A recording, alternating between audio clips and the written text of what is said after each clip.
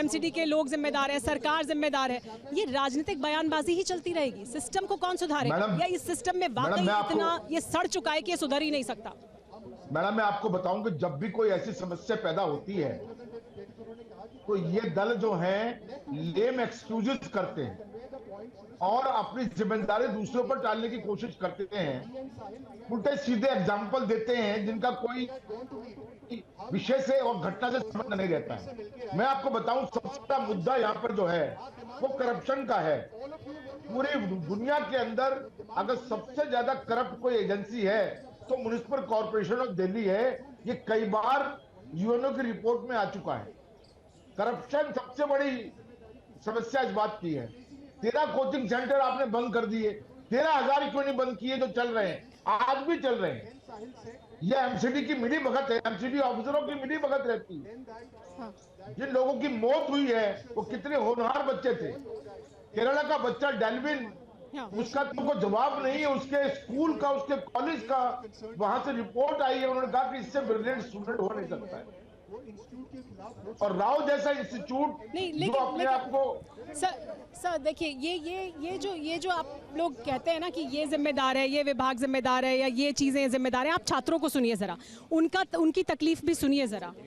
जी आप बताइए, ये हम जब बात करते हैं तमाम अधिकारियों से, लोगों से, तो उनका कहना है देखिए ये विभाग जिम्मेदार है, वो विभाग जिम्मेदार है, मास्टर प्लान बनना चाहिए दिल्ली में, क्यों मास्टर प्लान ही नहीं बना है, वो हमें लॉन्ग टर्म प्लान बनाना चाहिए। अभी जो हो रहा है उसके लिए आपको क्या लगता है कौन जिम्मेदार है? मैम एक्चुअली ये डिसिल्टेशन की प्रॉब्लम है, वाटर लॉगिंग तो होती ही है, बट यहाँ पे डिसिल्टेशन थी, इस वजह से ये ड्रेन बस्ट हो गया और बेसमेंट में पानी भर गया।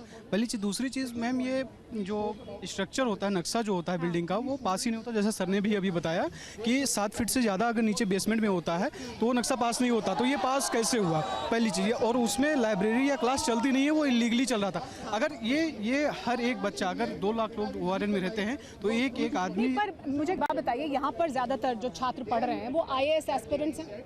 हाँ। उन्हें सबको आमतौर पे क्या कानून है, क्या चीजें पता है। तो आप लोग कभी विरोध इससे पहले कभी किया है, कभी कहा है कि ये नहीं होना चाहिए, हम इस कंडीशन में नहीं पढ़ेंगे, हम पैसे देते हैं, वी नीड बेटर कंडीशंस? 1 महीने पहले एक कंप्लेन भी गई है इंडियन एक्सप्रेस में, बाकायदे सेकंड पेज पे लिखा भी है।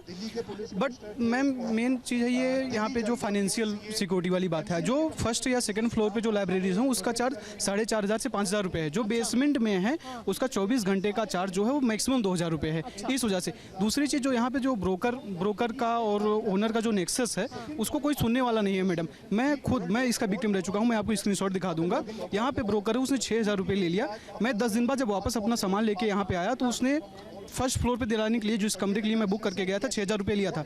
और जब मैं 10 दिन बाद आया उसी बिल्डिंग में 4th फ्लोर पे दिला रहा था। जब मैंने कहा मैं ये रूम नहीं लूँगा तो उसने 6,000 रुपये रख लिए। मैंने पुलिस को फ़ोन भी किया मैडम, लेकिन वो पता नहीं क्या, वो आपस में लेन देन करके कोई सुनने वाला। देखिए हमारी डिमांड क्या है? ये समस्या है। एक चीज़ बोल दूँ मैम, हमारी डिमांड ये है कि यहाँ पे जहाँ पे जितने स्टूडेंट रह रहे हैं, जो 3-4 थाने आते हैं, इसमें कम से कम एक अलग से डेस्क बनाया जाए जो केवल स्टूडेंट्स के लिए डेडिकेटेड हो। ये बताएंगे, ये लोग थे जो स्टूडेंट के लिए डेडिकेटेड। ये हमारी बहुत दिन से मांग है, लेकिन हम लोग पास इतना टाइम होता नहीं कि अब जाएं उसका पढ़ाई में लगे रहते हैं, तो जाहिर सी बात है इसको फॉलो अप नहीं कर सकते। ये एक्चुअली क्या है कि अब ये आज ये कैजुअलिटी हो गई है। कैजुअलिटी बताइए।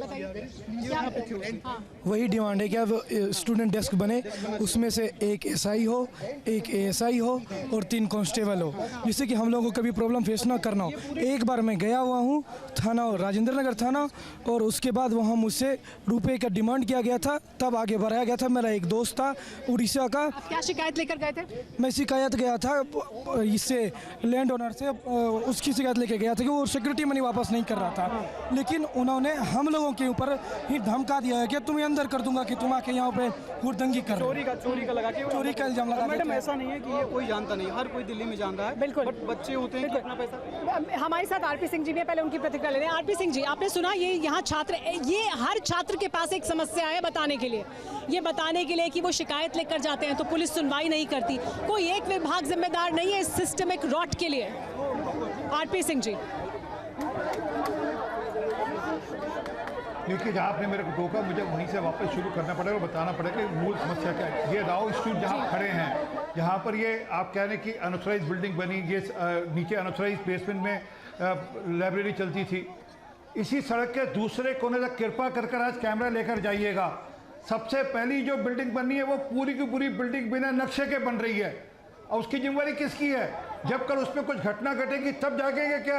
आज जागे ना, आज आप करिए उस पर कार्रवाई, आज कराइए कार्रवाई, परंतु होगी नहीं क्योंकि यहाँ पर आरपी सिंह जी, आरपी सिंह जी देखिए MCD का वो जी। कोलैप्स कर गया है। ठीक, हाँ ठीक है, एमसीडी का सिस्टम कोलैप्स कर गया, लेकिन आप इस पर भी तो प्रतिक्रिया दीजिए। मेरा सर ठीक है, एमसीडी जिम्मेदार है, इकट्ठे होंगे, घटना से पहले जानकारी दे रहा हूँ। ठीक है सर, एमसीडी जिम्मेदार है, जाहिर सी बात है जिम्मेदार है, कोई एक जिम्मेदार नहीं है ना, लेकिन हम दिखा रहे हैं कि तमाम लोग और जो जिम्मेदार हैं, सिर्फ एक विभाग जिम्मेदार नहीं है ना।